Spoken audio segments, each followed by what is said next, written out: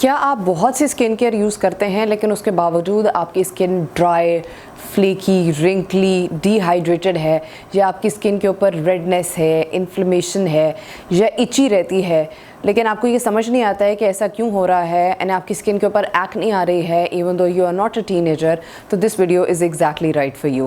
There is a thing called a skin barrier या moisture barrier, जो कि हमारी स्किन की एक लेयर होती है। आप ऐसा समझ लें कि एक वाटर टाइट सील होती है जो कि सारे जर्म्स को एंड बैड पोल्यूटेंट्स को आपकी स्किन से बाहर रखती है एंड अच्छी चीज़ों को जैसे कि मॉइस्चर है उसको स्किन के अंदर लॉक इन करके रखती है ताकि आपकी स्किन का बैरियर मेंटेन रहे एंड आपकी स्किन सपल रहे। लेकिन किसी भी वजह से, जो कि मैं अभी आगे डिटेल में डिस्कस करूंगी, कि अगर आपकी स्किन का बैरियर डैमेज हो जाए तो फिर उसके बाद आपकी स्किन के अंदर ये सारे प्रॉब्लम्स आने शुरू हो जाते हैं।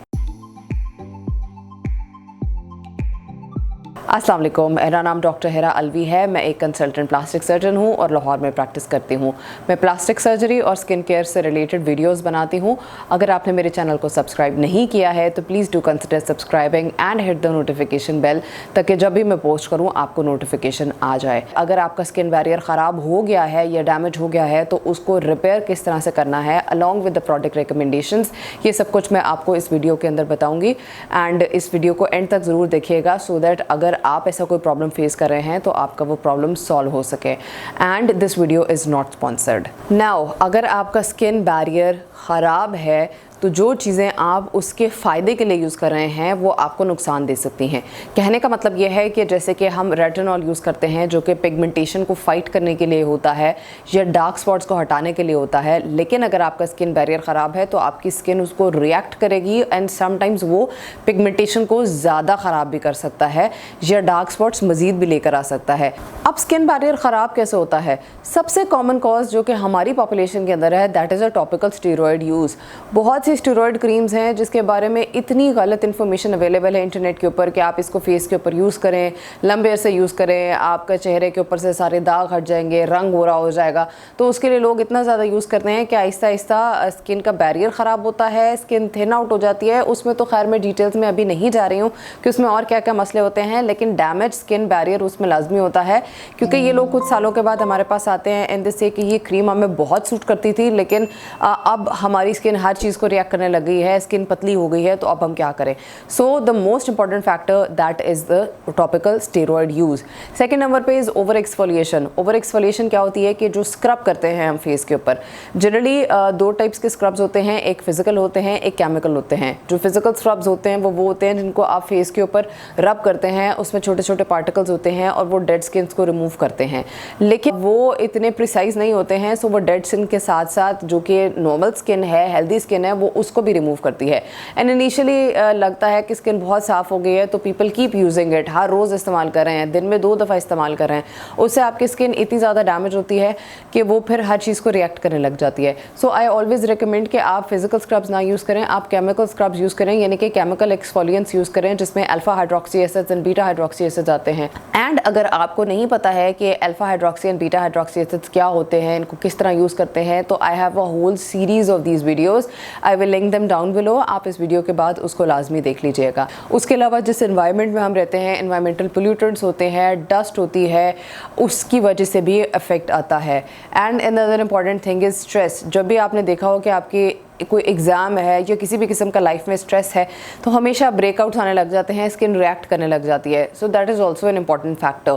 फिर स्मोकिंग की वजह से होता है। स्मोकर्स के अंदर और भी बहुत से मसले होते हैं, लेकिन एक मसला ये है कि उनकी स्किन बहुत ब्रेकआउट करती है, उनकी स्किन के अंदर बहुत सारे इस तरह से प्रॉब्लम्स आते हैं, स्किन रिएक्टिव होती है, इन्फ्लेम्ड होती है, रेडनेस होती है, इचिंग होती है। सो स्मोकिंग एक इंपॉर्टेंट चीज़ है जिसको स्टॉप करने के साथ आपका स्किन का बैरियर इंप्रूव होता है। बार सोप्स को फेस पर यूज़ करने की वजह से भी स्किन बैरियर ख़राब होता है। उसकी डिटेल्स मैं आपको अभी कुछ देर में बताऊंगी, जिसमें मैं आपको एक्सप्लेन करूंगी कि किस तरीके से इस सारी सिचुएशन को अवॉइड किया जा सकता है।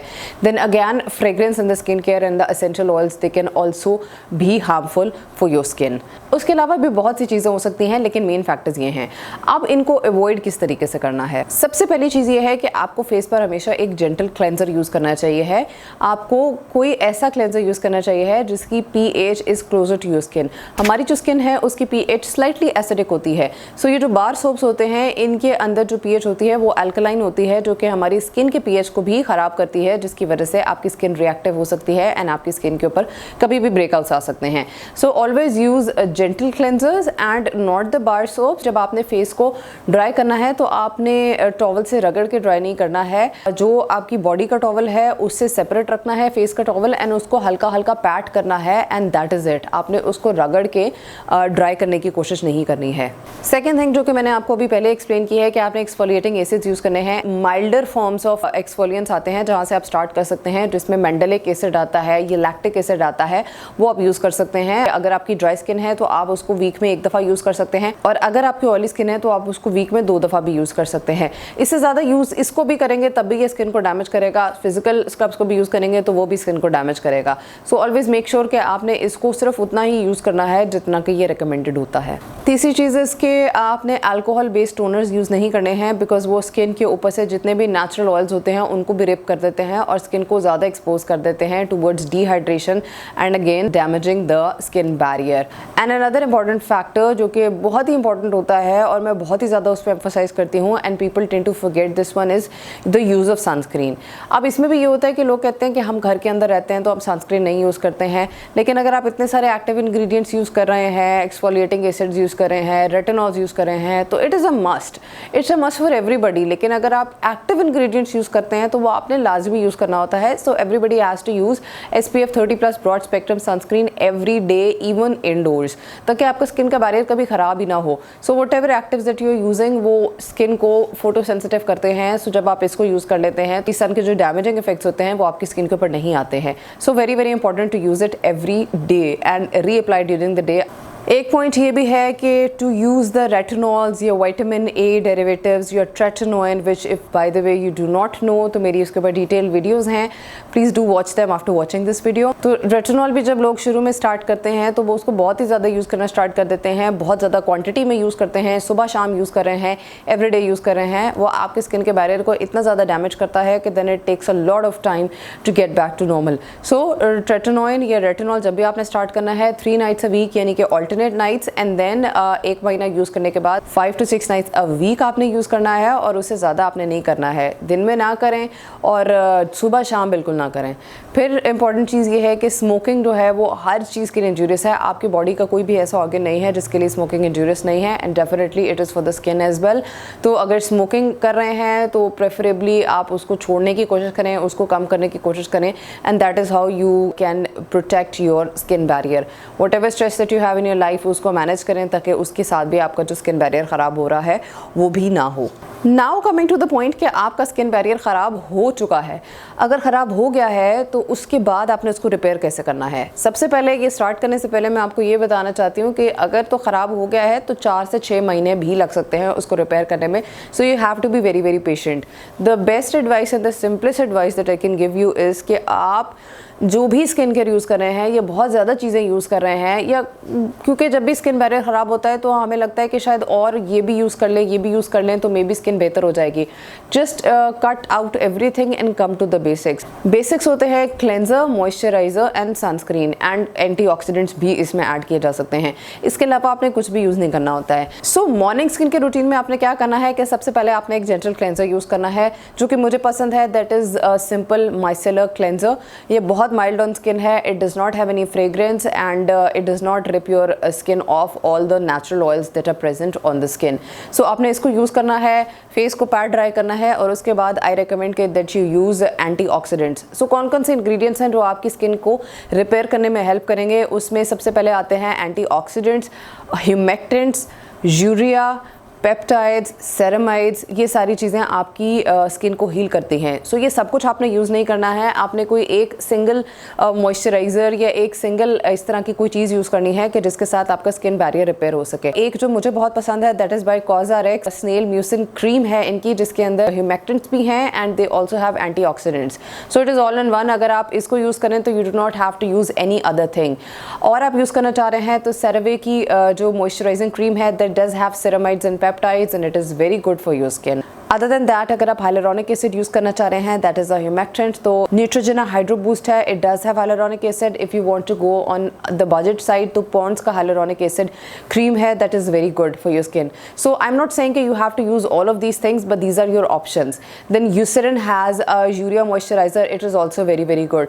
सो इनमें से कोई भी आप एक यूज़ कर लें एंड दैट इज़ इट। और उसके बाद डे टाइम में आपने सनस्क्रीन लाजमी यूज़ करनी है। The sunscreen that I recommend is by the CeraVe hydrating sunscreen, because it has ceramides and peptides and niacinamide, और ये तीनों चीज़ें जो हैं ये आपके स्किन के बैरियर को काफ़ी ज़्यादा बेहतर करते हैं, काफ़ी ज़्यादा इंप्रूव करते हैं। And preferably you have to use physical sunscreen, क्योंकि अगेन जो केमिकल सनस्क्रीन होती हैं वो सेंसिटिव स्किन को थोड़ी सी ज़्यादा रिएक्ट करती हैं।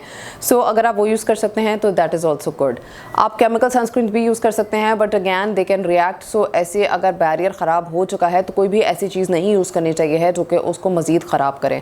सो CeraVe is good, Cetaphil has a sunscreen that is also very good.